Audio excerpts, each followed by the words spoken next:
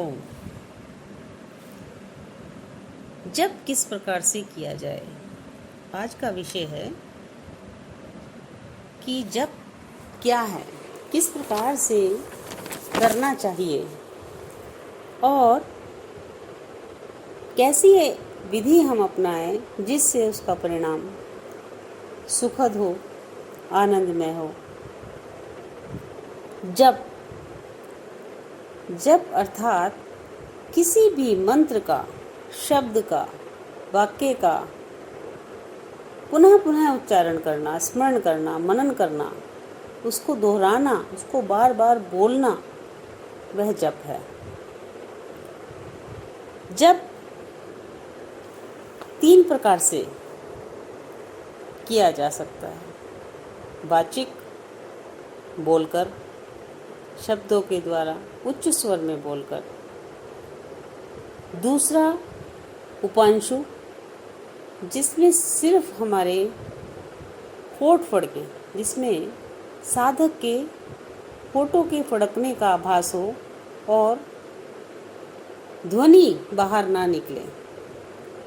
तीसरी अवस्था जो उच्चतर अवस्था होती है वह है मनन, कि मंत्र का, शब्द का, वाक्य का उच्चारण किया जाए, मन में किया जाए और अर्थ के साथ और भावना के साथ किया जाए। महर्षि पतंजलि ने समाधिपात में 28वें सूत्र के माध्यम से जप की महत्ता को बताया है कि किस प्रकार से जप करना चाहिए। तत् जपस तदर्थ भावनम, कि जप अर्थ की भावना के साथ करना चाहिए।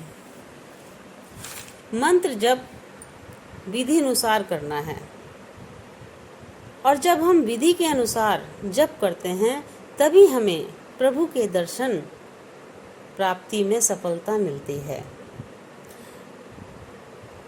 मंत्र की जाप में उसके अर्थ की भावना को ध्यान में रखकर हमें मंत्र करना चाहिए। मंत्र का, जिस भी मंत्र का हम जाप कर रहे हैं उस मंत्र का श्रवण और उस मंत्र की जाप की गति, उसका उच्चारण तीव्र गति से करना चाहिए। प्रारंभिक अवस्था में जब साधक मंत्र का उच्चारण करे, जाप का उच्चारण करे, तो वह तीव्र गति से ध्यानावस्थित हो सके, एकाग्रता बना सके और उसको श्रवण करना। दूसरी जो अवस्था है उपांशु, इसमें हम धीमी गति से मात्र होंठ फटकते हैं। हमारे जो मंत्र, शब्द, वाक्य जिसका हम जाप कर रहे हैं वह बाहर हमें सुनाई नहीं देता। हमारी श्रवण शक्ति, हमारे कानों के द्वारा वह सुनाई नहीं देता। यह मंत्र के जाप से उत्तम स्थिति है। तदुपरांत मनन की स्थिति, जिसमें सभी इंद्रियां हमारी स्थिर हो जाएं, हमारा मन ठहर जाए, स्थिर हो जाए और हमारा पूरा ध्यान अपने स्वस्वरूप पर हो। ऐसा मंत्र जाप किसी एक देश विशेष पर अपने ध्यान को एकाग्रित करके, 7 चक्रों में से आज्ञा चक्र, जिस पर हम विशेषतः दोनों भ्रकुटों के मध्य किसी भी एक देश पर हम अपने मन को एकाग्रचित होकर मंत्र का जाप करें। और मंत्र मात्र तेजी से या गिनती से नहीं होना चाहिए। हमारा पूरा ध्यान हमारे जिस देश विशेष पर हमने अपने ध्यान को एकाग्र किया है, मन को स्थिर किया है, मन को, चित्त को टिकाया है, हमें सिर्फ उस पर ध्यान लगाना है, मंत्र पर ध्यान लगाना है, मंत्र के अर्थ पर ध्यान लगाना है, मंत्र की भावना पर ध्यान लगाना है। जाप कितनी बार हम कर रहे हैं उस गिनती पर हमें नहीं जाना है। कई बार हम देखते हैं साधक कि 108 की माला हमें फेरनी है और उस माला के मंत्र को जो हम जप रहे हैं, जिस भी मंत्र का हम जाप कर रहे हैं, उस मंत्र के शब्दों पर, उसके अर्थ पर, उसकी भावना पर ध्यान न जाकर मात्र हमारी उंगलियों पर ध्यान रहता है कि इतनी बार हमारा जाप हो गया। इसे हम जाप नहीं कह सकते। यह अनुचित है, सर्वथा अनुचित है। जितना भी जाप हो, भले ही एक बार हो, लेकिन वह जाप उस शब्द का, हम मान लीजिए ओम का ही उच्चारण कर रहे हैं, तो ओम के स्वरूप का पूरा चित्रण हमारे ध्यान पर होना चाहिए। उसका अर्थ और अर्थ के साथ उसकी भावना, अर्थात ईश्वर को प्रत्यक्ष रख के अंतर्मन से ध्यान करते हुए ओम का उच्चारण करें।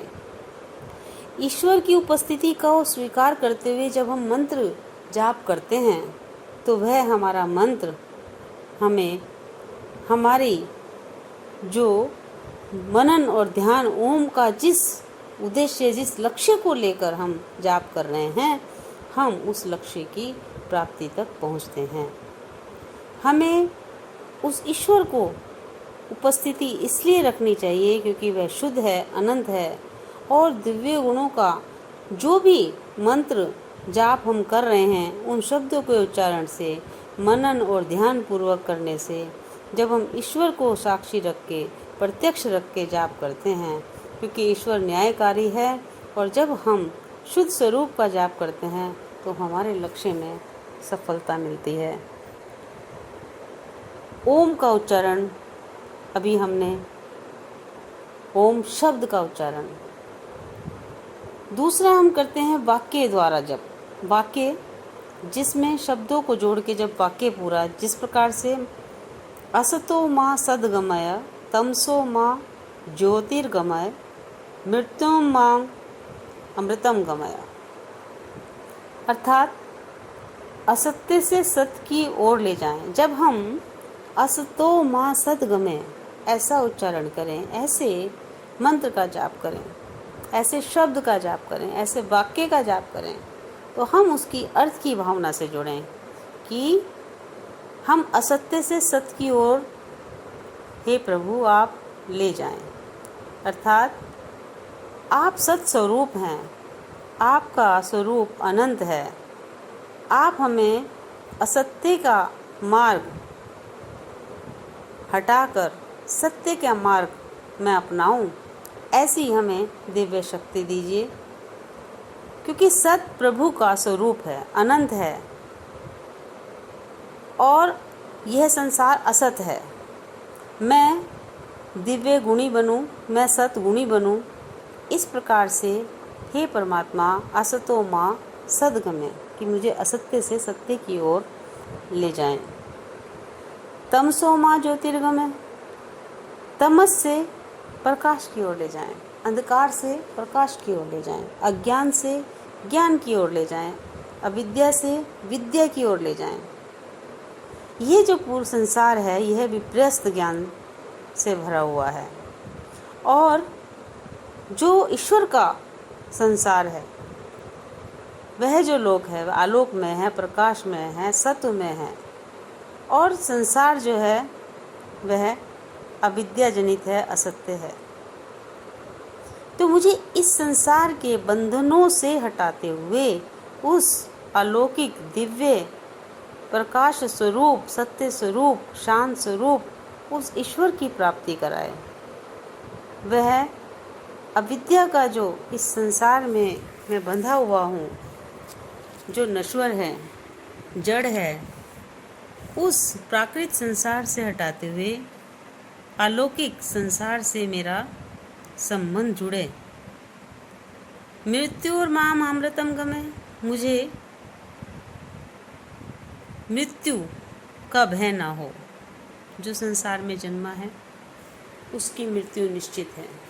जो भी चीज़ जिसकी भी उत्पत्ति हुई है उसका अंत होना, विनाश होना अवश्यंभावी है।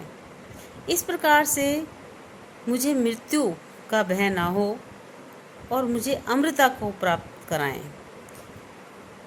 मृत्यु का एक भय जो सदा से एक वृत्ति के रूप में प्रत्येक व्यक्ति के रूप में रहता है, मन में रहता है, उस भय को त्याग कर मैं अमृता को प्राप्त करूं, क्योंकि आत्मा अमर है, सत है, प्रकाश रूप है और लौकिक जगत विनाशकारी है। उन लौकिक जगत की वस्तुओं से मोहाच्छिन्न होकर मैं अमृता को प्राप्त करूं। मंत्र के प्रत्येक शब्द में उसके उच्चारण से श्रवण और श्रवण करने से उसका अर्थ और अर्थ का मनन और उस मनन की भावना में ईश्वर की उपस्थिति को अवश्य हमें महसूस करना चाहिए। ओम भूर्भुवः स्वः जब हम इस प्रकार से मंत्र की भावना से जाप करते हैं, गायत्री मंत्र का जाप करते समय ओम भूर्भुवः स्वः तत्सवितुर्वरेण्यं भर्गो देवस्य धीमहि धियो यो न प्रचोदयात्, अर्थात हे प्रभु, ओम आप सत्स्वरूप हैं, आप सतत मेरी रक्षा करें, आप मुझे सुरक्षा प्रदान करें। भू, आप प्राणों के प्रदाता हैं। हे ईश्वर, आप नथनों के द्वारा जिसमें श्वास आ और जा रहा है, जिससे मैं जीवित हूँ, जिससे मुझे प्राण शक्ति मिल रही है, आप मुझे प्राणों को प्रदान करें। भुवे अर्थात सुख को देने वाले। हे परमेश्वर, आप भक्तों के सभी दुखों को दूर करके सुखों को प्रदान कराएं। आप आनंद स्वरूप हैं और आप मुझे आनंद से युक्त करें, आनंदित करें, प्रसन्नता प्रदान करें। तत्सवितुर, और वह सर्व विश्व उत्पादक, संपूर्ण जगत का उत्पादक, भर्गो निर्मल और पवित्र, हमारी सभी प्रकार की मलिनताएं जो हैं उससे हमें रहित करें और शुद्ध स्वरूप वाला बनाए। देवस्य, दिव्य गुणों से जो युक्त है, आनंद स्वरूप है, उत्तम गुणों से जो युक्त है, हे देव स्वरूप, तत् ऐसे स्वरूप को अर्थात भूर्भुवः स्वः भर्गो देवस्य धीमहि, अर्थात मैं आपके इस अवर्णनीय आनंदमय शुद्ध दिव्य अनंत तेज और ओज के से युक्त आपके स्वरूप को धारण कर रहा हूँ, और जो आप मुझ में देख रहे हैं वह हमारी बुद्धि को उत्तम मार्ग पर चलाओ। यही मेरा उद्देश्य है, यही मेरा प्रयोजन है। आनंद रूपी अमृत को मैं प्राप्त करूं। प्रभु की उपस्थिति को स्वीकार करते हुए इस प्रकार की भावना से हमें मंत्र का जाप करना चाहिए, जिससे हम परमात्मा का साक्षात्कार कर पाते हैं, उसका अनुभव कर पाते हैं।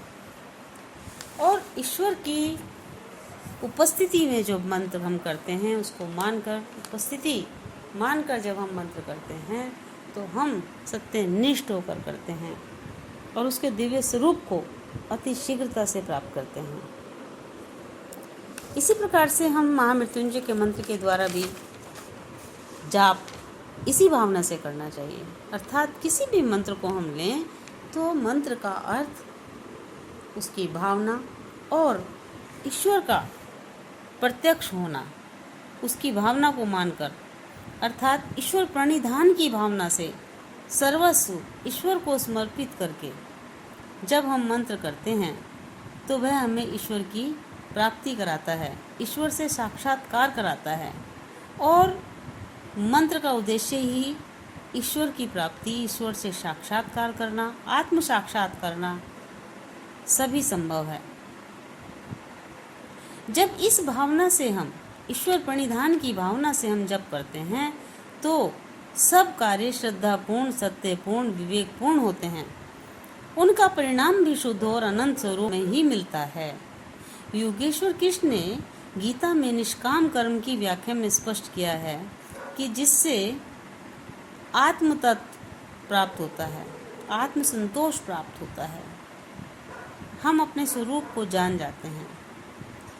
जब ईश्वर को समर्पण करने से हम कुछ भी गलत नहीं करते, हम जो भी करते हैं उसका परिणाम हमें प्राप्त होता है। और जब ईश्वर को समर्पित करके हम किसी भी मंत्र का जाप करते हैं तो वह, क्योंकि न्यायकारी है, ईश्वर न्यायकारी है, कुछ भी हम गलत नहीं कर सकते। कुछ परिणाम मंत्र के शीघ्र प्राप्त हो जाते हैं और कुछ समय अनुसार। जिस प्रकार से हम बीज बोते हैं, कुछ बीज अतिशीघ्र पल्लवित हो जाते हैं और फल भी जल्दी दे देते हैं, और कुछ बहुत समय बाद देते हैं। लेकिन हमारी भावना है कि हमने उस बीज को बोया इस भावना से कि वह फल अवश्य देगा, जो भी दे, ये अपेक्षा नहीं है। इच्छा होना ईश्वर का स्वरूप है, लेकिन इच्छा में तृष्णा होना वह जीव का स्वरूप है। तृष्णा नहीं होनी चाहिए। यदि हम मंत्र का जाप प्रेम लोभवश करते हैं कि फल की इच्छा से करते हैं, वह गलत है। हमें ईश्वर के उपकारों को ध्यान में रखकर जप करना चाहिए, उसके स्वरूप को ध्यान में रखकर जप करना चाहिए।